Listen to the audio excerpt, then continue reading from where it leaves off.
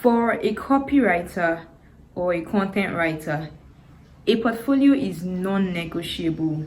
Like, it's not something you can say, okay, I can do without it, let's manage. No, you need to have a portfolio if you are a writer. Whether you're a beginner, whether you're a professional, it doesn't matter. One of the first few things clients are going to ask you for is your portfolio. And if you do not have one, then it's kind of going to be a problem. Which is why in today's video, I am going to be answering your question, how do I make a portfolio as a writer? So one of my most asked questions on this channel is, how can I create a portfolio? And today I'm here to help you through. Okay, I literally have my system by the side and we are going to be doing this together. Okay, so I'm going to show you, I'm going to use one of my previous portfolios, and I'll show you step by step how you can create a portfolio.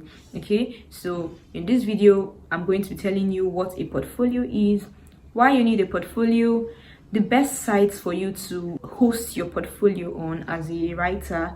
Okay, and then I'm going to be showing you everything you need to add on your portfolio. Okay, then I'm going to be showing you my portfolio and we'll do it together.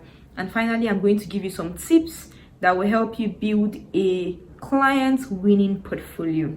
All right, so this is going to be quite a video. It's going to be in-depth. It's going to be very, very educative. So if you're interested, then sit back down, get your cup of coffee, and let's get into the video.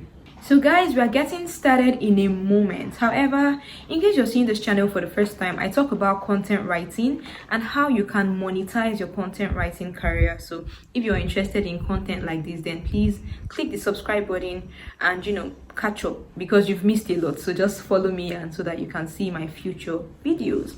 All right, so without wasting much time, let's get straight into the video. So first things first, what is a portfolio? Layman's terms, okay? I'm not going to be describing Oxford Dictionary definitions for you. I'm just giving you what it is. All right, a portfolio is simply a collection of your samples. Okay, so you've written 5 articles in the past, you compile all of them together, put them in one place. That's your portfolio.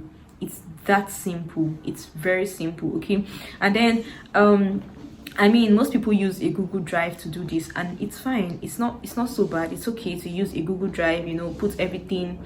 If you use a Google Docs to write your articles, put them all in one link and make a Google Drive and name it your portfolio and then send it around. That's okay, that's fine.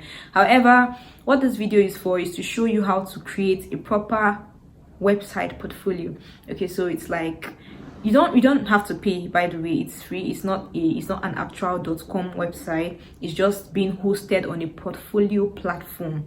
Okay, and I think it's more professional and it can increase your chances of landing the right clients. Okay, because when you send a website to someone and say, this is my website, check it out, they are going to take you from here to here in a really long time. Okay, so I feel like it's more professional for you to have this website portfolio. So that's exactly what I'm discussing here.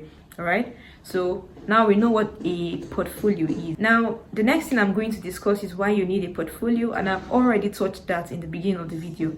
It is non-negotiable. It's very important. It's one of the documents that clients ask for. Okay, the moment you tell them, I'm a writer, I want to write, they're like, can I see some things you've done? And you don't want to start sending links individually to your different Google Docs. So the professional thing to do would be to just send them your writing website and increase your chances of landing the job. So why should you have a portfolio? It makes you look more professional.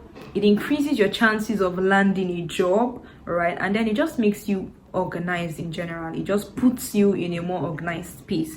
All right, instead of looking for links individually, you just send a simple link to your website. All right, so this is reason enough. Yeah, which brings us to the next question: what should be on your portfolio? Okay, I think this is easy enough because basically a portfolio is a collection of your samples. So what should be on your portfolio should be your samples. Okay, so basically you want to add links to the work that you have done for people. So if you've written articles for people in the past, That is what should be on your portfolio. All right. So, but aside your samples, your work samples, what should be on your portfolio? Number one, your work samples. Number two, you should have a contact detail. It's very important. Okay, your contact detail should be one of the first things people see, because if they came to look for you, then there's a chance that they want to hire you, right? Don't make them start looking for your contact details. Start it with your email address, start it with your LinkedIn profile, or whatever it is people can contact you through.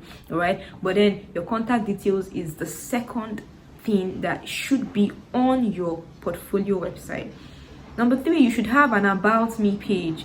Okay, so it's just basically telling people your story. Now, this is a hack. When you want to write an about us, don't think professional, think personality. Don't think, oh, let me try and sound like I know what I'm doing. No, think, let me show people why I do what I do. That's a very simple hack that will make you write the best about us page. All right, so when people come to read your about us page, they want to know you. They want to know, oh, who is this person we're hiring? Who is this person? Who is she? They don't want to start hearing, oh, I went to Harvard, I have 5 certificates, I've been writing for 20 years. That's fine, that's okay. But I'm just saying, add a touch of personality. So you want to tell them, oh, that story about when you were little and then you were watching the news and then you saw someone that was a writer and suddenly it occurred to you that this is something you'd love to do. I literally just cooked up that story, but yeah, I'm a good copywriter, that's why. Anyway, so you get my point, right? You want to give a story that is convincing, a story that people can connect with emotionally. All right, it's not a place to brag. You should brag, trust me, you should brag, but in your about us section, you just want people to love you, to love your personality. So that's where you pour out your heart, tell them why you write. If you're doing SaaS, it depends on your niche. So for instance, if you've chosen to be a SaaS writer, software as a service, you can say, oh, I've always loved software. I studied software engineering in the university and I have a deep connection, a deep affiliation with software. And so writing about software, combining my passion with my experience and my expertise from my course, and all of that plenty talk, but you get my point, right? Tell a story in your about us page and you'll be fine. So yes, 3 major things that should be on your portfolio: your samples, your contact details, and your about us page. Next question: what are some of the best sites to host your portfolio on? Okay, so some sites they've gained some sort of popularity, and aside popularity, they are more content writer friendly. So the kind of sites that you would use as a web designer is different from the kind of site you should use as a freelance writer. Do you understand? So some sites have been designed to suit content writers better, and those are the sites I'm going to list. Just a few of them. There are thousands of them probably, but the ones that I can vouch for because I have had some contact with them, those are the ones I'm listing out in this video. So 5 sites in no particular order. Number 1, Wix.